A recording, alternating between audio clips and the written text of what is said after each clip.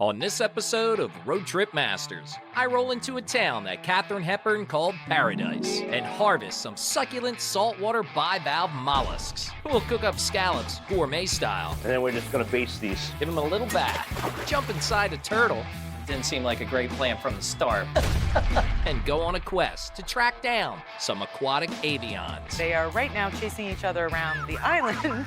So sit back, relax, and let me do the driving right here on Road Trip Masters. I'm Nick Kessler. And I'm Brian Fulmer. We're teachers that have a passion for travel. Cruising the highways and byways in our 1968 drop-top caddy. We discover the places and people that make this nation great. We are Road Trip Masters. This week, I'm rolling drop-top style to the town of Old Saybrook, Connecticut. Established in 1635 and located at the mouth of the Connecticut River, this town was an important location for coastal trade in the 17 and 1800s and provided a hub where riverboats could offload their cargo to ocean-going vessels. So it was only befitting to kick this episode off right at Saybrook Point, where the Connecticut River meets up with the Long Island Sound. That's when I checked into, you guessed it, the Saybrook Point Resort and Marina. All right, Candace, absolutely gorgeous location. Tell me a little bit about the history. Well, it's been around for hundreds of years. In the 1600s, this was the Pease House. It was always a little restaurant and inn.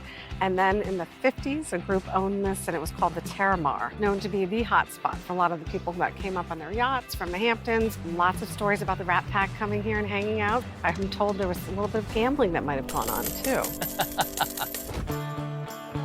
So the main hotel, we have 80 rooms. They're all beautiful, luxury, spacious, really gorgeous rooms. Most of them have a water or river view. We have private balconies. You can sit outside, have your own space. We also have wood-burning fireplaces, which is really nice in the colder months. Let's talk about the 3 stories. 3 stories guest house. Each room is named after a historical figure from Old Saybrook. One of our biggest suites in there is a Katherine Hepburn suite, who has a very big history here in Old Saybrook because Katherine Hepburn lived here for many, many years. The town just loved her. So we really felt that she had to have a place here in that house. I think throughout this episode, we're going to find out a little bit more about her. I'm sure you will. That lighthouse out there on the point, why is it there? So the Lighthouse Suite was built for Mary Tagliatella, the owner of the inn. Now we rent it out to people. It's a 1-bedroom suite. It's about 900 square feet. You couldn't get any more waterfront if you tried here. You even have your own marina. We do, yes. We have lots of seasonal members that stay here all summer, and they're here through October. It's a bustling place in the summer.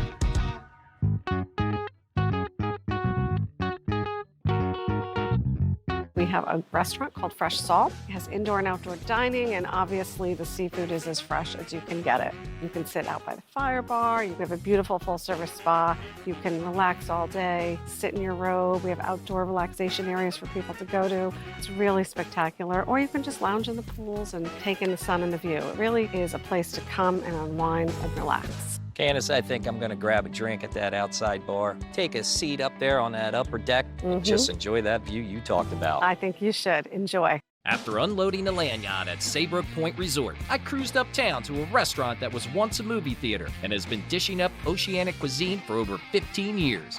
A place where quality reigns supreme. Lives Oyster Bar and Restaurant. All right, John. Lives. What are we cooking up today? Today we're gonna do some seared sea scallops with a summer corn and fava bean succotash. Everything we try and do source as local as possible. These are coming out of Rhode Island right now. Sometimes we will get them out of Connecticut, depending on where the boats are coming from. Excellent. Well, let's dive in. Let's get these things cooked up. They look beautiful.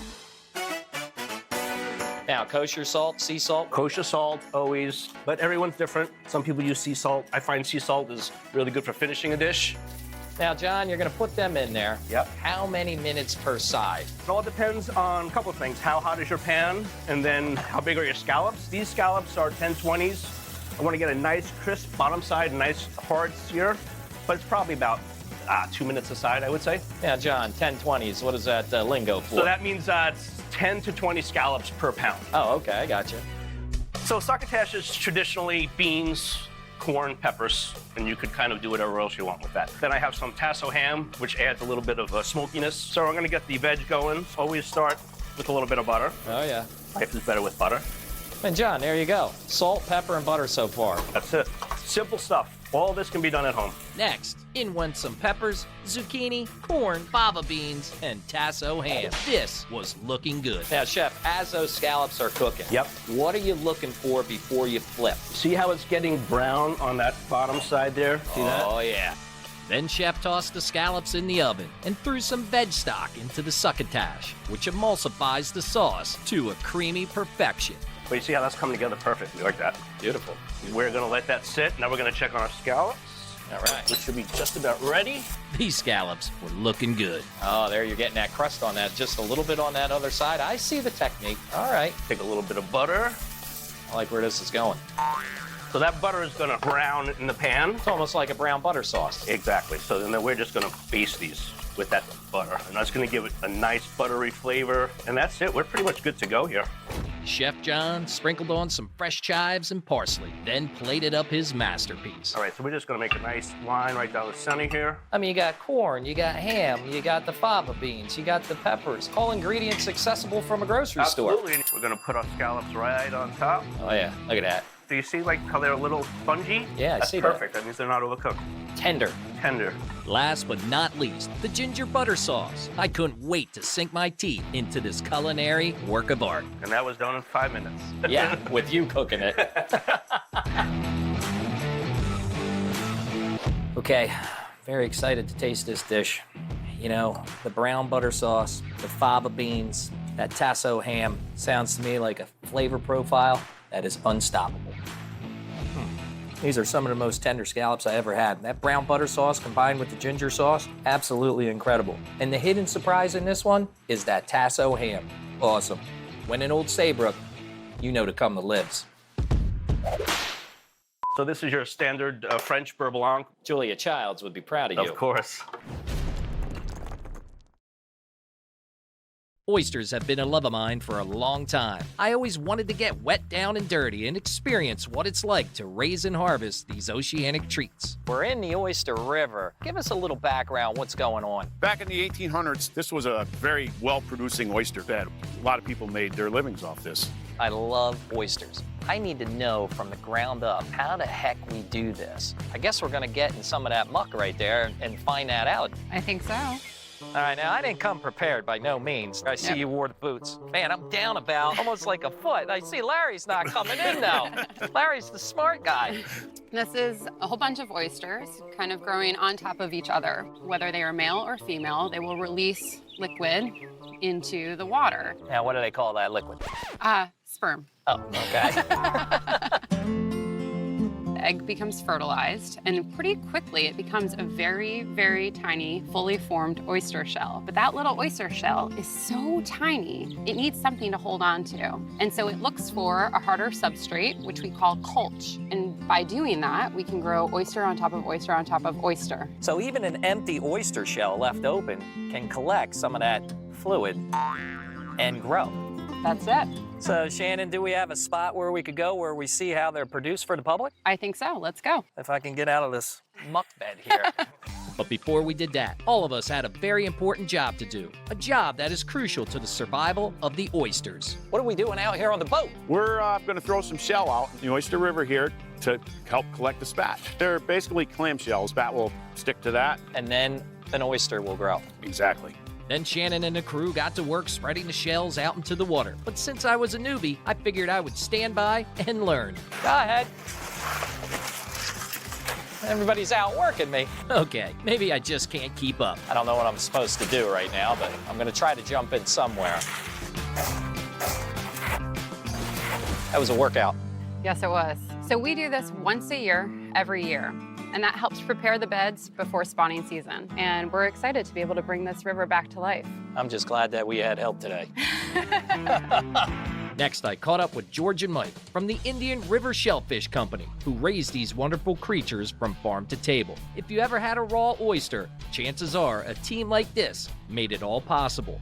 First stop, the nursery, where this tedious process all begins. These are all baby oysters. You gotta be kidding me. So we just got these last week, actually. They've already doubled in size already. We'll just keep adding to the shell and getting bigger as the years go. Mike continued to show the various sizes of the cages that the oysters grow into, but to really see the end result, we had to pull in a catch for ourselves. Now, George, we just can't lift these things up on our own. Mike, how many pounds do you think this weighs right now? 150, 200, could be more. Our bigger cages, when they get filled with mud, are probably 400 or 500 pounds. Off with the top of the cage and shovel the oysters for sorting. Now, the fun begins. I'm going to get you a pair of gloves, because if you're going to join in this process, you're going to have just as much fun as we are. I just found my pair of gloves, George. George? It's almost like we're panning for gold. Yeah, same thing, just not as much money. This is our 3-inch gauge for legal measurement, so that's over 3 inches. This is a good oyster. So what we do is we break that off, take that one off, this one, that one. So we're not hurting the oyster at all. Not hurting the oyster at all. I don't know what to do with this one. I quickly found out that the scavengers of the sea were waiting for a tasty snack. The oysters then are sent down the funnel, where they are chipped down to size. Now, the moment I've been waiting for. Tasting time. Let's do it. Go ahead, shuck away. Now, George, you put yours down on the table there, I noticed. Yeah, just on the edge. You're a fast mother shucker, I can tell you that. Oh, yeah, here we go, boys. Cheers. Cheers. Excellent. And these guys are so tender. The salt concentration is much, much more than what we get back home in the stores. It's amazing how they taste totally different than from home. George, Mike, thank you so much. Thank you. Appreciate the education on this. Keep on oystering and keep delivering this fine quality product right into this gut. They're still spawning. So you get that little, like, creaminess. Oh, God. Milky taste. Some gonads floating around in there. I wish I didn't know that. Thank you. Not many towns in America can lay claim to the title of paradise, but that's what one famous resident once called Old Saybrook. So it was only befitting that I drop by a historical landmark that has its roots in music and theater for well over a century. So the Cape, why does it have the name Robin? Katherine Hepburn is one of Old Saybrook's most famous residents. She had a summer home here in the borough of Fenwick for many years with her family. And when she passed on, this was a way for the community to celebrate and honor her.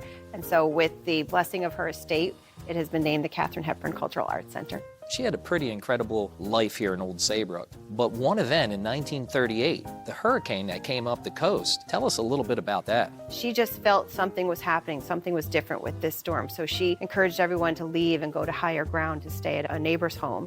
And her home in Fenwick, which the family inhabited for many years, literally washed into Long Island Sound. Brett, what's the Cape all about? Kate is all things music, theater, opera, comedy, education programming, camps. It is a really great place for the community to celebrate the arts, be part of the arts. 1911, this was built as a theater originally, and it was many things in between. We're really proud that it has that historic charm, but also is pretty contemporary in all of its production. Next, Robin took me on a tour of their Katherine Hepburn Museum, where we got hands-on with some of the items from Kate's incredible life. Hey, Robin, we got a new spot, new location, and you have a new shirt on. That's right, one example of the merchandise in our gift shop. Let's talk about some of the artifacts here at the museum. We have an LP, which is the cast dialogue record from On Golden Pond, and it's autographed by Katherine Hepburn, Jane Fonda, and Dabney Coleman. There's also a plaque for Academy Award nomination. When she was nominated for the African Queen, her certificate of nomination from the Motion Picture Academy has been embossed on a plaque. So you got a couple self-portraits down there as well. So she would paint her own portrait. We have several items from her personal wardrobe, and you know she loved to wear pants, and she was a statement when she wore pants. Lots of hats because she always protected her face from the sun. These are letters, in particular these are from 1935 when she's writing to mother and father and her sisters and brothers about what's happening in her career. Very dedicated family person. And I'm sure we got her signature somewhere, probably right there on the back. There you go. This is an actual script from Little Women. And this was a pivotal film role for her. She was so beloved after this movie came out and got rave reviews. His eyes are kind. An eye like him, though. He does bark at you so. That's why I never was an actor. This is the creme de la creme right here in TV, an Emmy Award. Love Among the Ruins? Right. Love Among the Ruins is a television movie that she made with George Cukor, who was her very good friend and a director who had helped her throughout her career from the very onset with Bill of Divorcement. Well, thank you, Robin, for having us out here at the Cape. Such a beautiful, I'm going to call it national treasure. Thanks for everything you guys do and preserving the legacy of Katherine Hepburn. Old Saybrook is a special place for many reasons, and one of those reasons is its aquatic bird life. This is a realm where I have absolutely no experience, but being a teacher for over 30 years, I knew I had to become the student to better understand the various species of waterfowl that flourish in these parts. Jessica, tell me, why is there a bird store in Old Saybrook? Wild Birds Unlimited of Old Saybrook is here because there's a real passion for birds and nature in general here in Old Saybrook. What we want to do is we want to spread the joy of bird feeding, and also quite therapeutic for a lot of people. Now, you also are well connected. So, Jim, give us a little insight. The Connecticut Audubon Society is a 123-year-old organization that is dedicated to conserving birds, other biodiversity, other wildlife. We're very excited to be located here in the mouth of the Connecticut River area. The Connecticut River, it's just one of the gems of New England. From there, I hit the open water with Beth, an ornithologist from the Connecticut Audubon Society, to get up close and personal with a few of Old Saybrook's special birds. All right, Beth, here we are, out in the middle of the water. What are we going to be seeing on the island behind us? This island behind us is Monongahela Island, and out here are American oyster catchers. There's 6 pairs of these birds that come here every year to breed, nest, have their eggs. They lay their eggs right in the sand, and that's why we put up fencing to protect the birds, so that way their eggs are safe from getting stepped on when people can't see them. So do these oyster catchers actually catch oysters? They do. So they have this very long red bill, and it's very specialized. What's the importance of Saybrook to the bird life and bird community? A lot of these islands were never really developed, so the habitat was preserved. So this whole area, these mud flats, these tidal sandbars create all kinds of foraging habitat for all our migratory shorebirds that are coming from as far as the Arctic and then are heading as far south as South America. So right now we're standing on an exposed mud flat. So as the tide goes out, it exposes these flats, which are very important to the birds. A lot of our small little shorebirds that are migrating through will root around in the sand here looking for little invertebrates. We have some willets over here that you can see are just in the, I see them. Bit of shallow water. They're flying over to us right now. There's a couple coming right here. Huh. Quite an exciting adventure. Beth, I'm just glad there's people out there like you representing the Audubon Society and preserving these creatures for all of us to enjoy. Thank you so much. Hope you enjoyed yourself. These guys are laughing. What the Hey, again, you gotta get out of the shot. Doing dialogue. Located in the nearby town of Essex is the Connecticut River Museum, whose main mission is to tell stories of the Connecticut River and its people. The museum is tasked with the important role of collecting and protecting the manuscripts, books, art, and artifacts of regional significance. But I was here to find out about one particular exhibit, a historical invention that mesmerized me since I was a child. Now, one can simply drive to this museum, but I decided to do it differently and hired Captain Rich to cruise up the mighty Connecticut River and arrive in style. Tom, let's get to the creme de la creme. The turtle right behind us. You know, as a kid growing up, I would read about the turtle, but had no idea that it was built around these areas. It was built by a guy named David Bushnell in 1776. This is really the first manned submarine. It is the first submarine to actually make an attack in wartime. Now, you guys have a cutaway view of the actual size of the turtle and how it operates. And you can get inside if you'd like. All right, that's what I want to do. Let's go. This is an honor for me. David Bushnell had the idea of creating a delivery mechanism for a bomb packed onto the back of the turtle here. British warships had gathered in New York Harbor. So the idea of the attack was as follows: submerge the vessel at the foot of Manhattan to go underneath the flagship, and with that auger at the top. Oh, right here. There you go, Nick. Screw that auger into the bottom of the warship. That bomb on the back of the thing would be pulled loose, and at the same time, a clock designed by a local clockmaker would start a countdown, giving him time to escape before the blast went off. So what happened on the actual mission? What happened was that they misjudged the tides, and he spent the next 2.5 hours cranking like mad on the propeller. He was himself flushed out of New York Harbor. People on deck spied him, and a boat was sent out after him. And so what he decided to do was let the bomb go from the turtle, and it blew up, causing a distraction that allowed him to escape and get back to his compatriots on the Manhattan shore. It was unsuccessful, alas. David Bushnell is credited with inventing the marine propeller. The one in front was used to make it go forward and backward. The one on top was designed to change its depth underwater. And so I'm controlling the rudder here, and I got my front propeller. That's it. And trying. I think you're trying to look up through those portholes to see if you're close to the bottom of this immense warship. He was very interested in helping the Revolutionary War effort. A pioneer in pyrotechnics, I'm going to say. Yep. Well, so glad that I came out here to the Connecticut River Museum. I knocked one off a childhood bucket list. I'm inside the turtle, got to operate it. Thank you so much. You're welcome. Come again. The Connecticut River Museum was the perfect stop before the journey home. It provided all the answers to all the curiosities I had about America's first submarine. Until next time, I'm Nick Kessler. Stay curious, my friends. Safe travels.